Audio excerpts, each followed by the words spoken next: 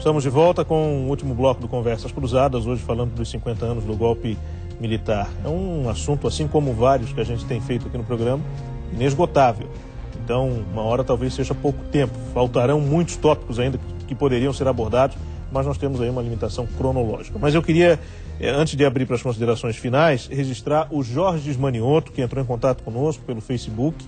E ele disse basicamente o seguinte, que nós temos uma limitação técnica e por isso ele não está no telão, mas ele disse basicamente o seguinte, que o passado já passou, nós não conseguimos mudar o que aconteceu, mas sim o futuro, que começa agora. Então eu queria perguntar, e abrir as nossas considerações finais aqui com o professor Prudente, para saber, porque eu iria fazer justamente essa pergunta no último bloco, quanto a esse futuro, se existe, já fiz essa pergunta para o senhor, a possibilidade, nós temos um novo episódio tão grande quanto 1964, nessa proporção, e principalmente como mudar esse futuro, já que segundo ele, e certamente muita gente concorda, nós não temos mais que remoer o passado, que falar do que aconteceu. Isso vai um pouco na antitese do que o senhor falava da questão da amnésia. Veja, Felipe Reis, primeiro é importante a gente destacar que o golpe que ocorreu em 64 não foi contra o comunismo, porque João Goulart não era comunista. João Goulart era um democrata, né? E houve uma inversão ideológica lá, que em nome da democracia violou-se uma Constituição vigente, depôs-se um presidente legitimamente eleito. Então a gente tem que primeiro perceber que isso não foi positivo para a sociedade brasileira. Foi muito nocivo em todos os outros aspectos. Creio que os militares não têm a pretensão de uma aventura novamente para trazer, inclusive, à luz um prejuízo. Ao contrário, os militares sabem do seu papel, da necessidade das forças militares para a sociedade brasileira, no sentido da preservação, inclusive, do Estado democrático de direito, de preservação das nossas fronteiras, de exercer o seu papel institucional. Então, eu acho que não existe mais aventura das Forças Armadas. As Forças Armadas reconhecem, sim, o seu papel e toda a sociedade brasileira tem que reconhecer. Outra coisa é a gente dizer, democracia é bom, nós temos que respeitar a democracia exatamente para garantir o desenvolvimento, que o Brasil alcance nesses próximos anos, como tem a potencialidade de alcançar, ser uma das maiores potências mundiais, porque temos todas as condições, sejam econômicas, temos todas as condições para que isso aconteça e estamos evoluindo dentro do processo de educação, aumentando o número de pessoas nas escolas, aumentando inclusive a distribuição de renda, que é fundamental inclusive para gerar um processo virtuoso da economia.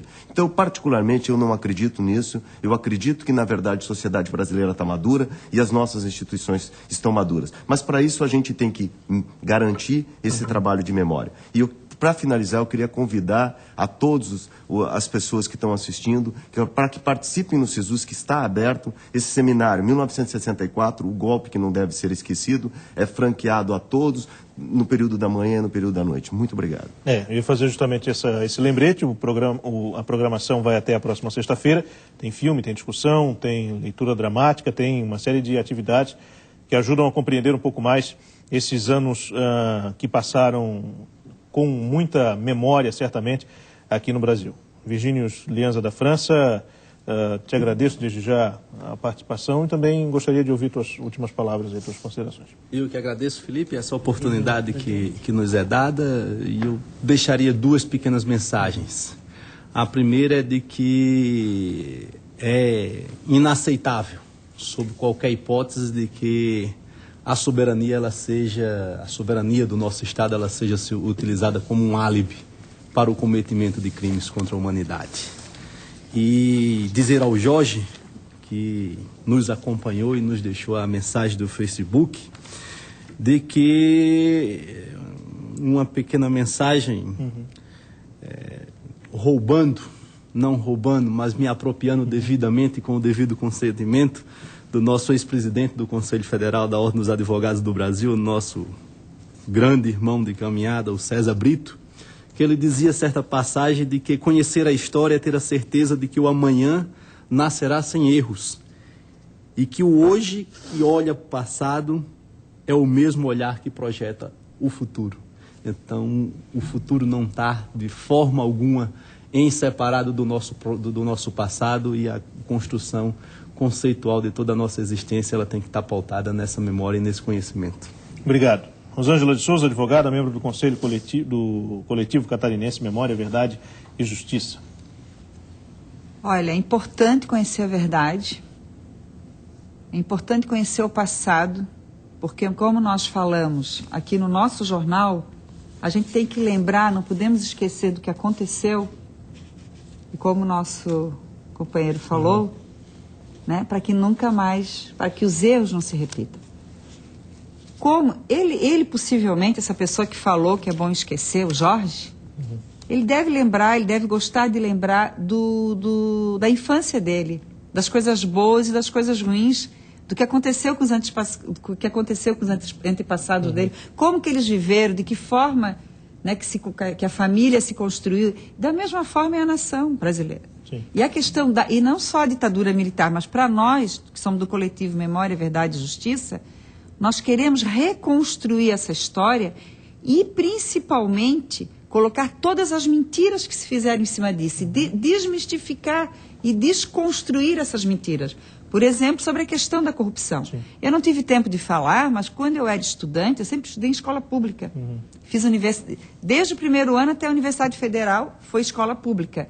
Quando eu estudava em escola pública, no grupo escolar de Colônia Santana, que eu sou de Colônia Santana, nós não tínhamos giz em plena ditadura militar. Não tinha giz para escrever na sala de aula. No final da aula, nós tínhamos os alunos.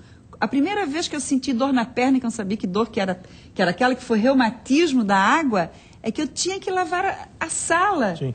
Toda semana nós tínhamos que lavar a sala de aula. Então, dizer que isso era melhor do que hoje... Olha como é que estão os filhos dele numa escola pública. E além disso, terminando, que eu sei que estou me estendendo, nós queremos, além de verdade, de memória, né, nós queremos justiça. Porque para nós, lugar de bandido é na cadeia. E os militares que mataram, que sequestraram, que torturaram, são bandidos e são criminosos. E nós queremos que eles sejam processados, julgados e condenados. Essa é a nossa busca. Enquanto eu não conseguir isso, eu particularmente não vou sossegar. Eu vou até o fim. Rapidamente, 30 segundos, Derli. Obrigado. Muito obrigado pelo convite. Eu não acredito num novo golpe. Eu espero que os militares atuais lembrem do Benjamin Constant, né? Eu tenho muita pena, eu sinto muita vergonha quando eu penso na história do Brasil e acho que o Benjamin Constant deve se revirar no túmulo quando pensa no exército que ele tanto sonhou ter cometido essas barbaridades.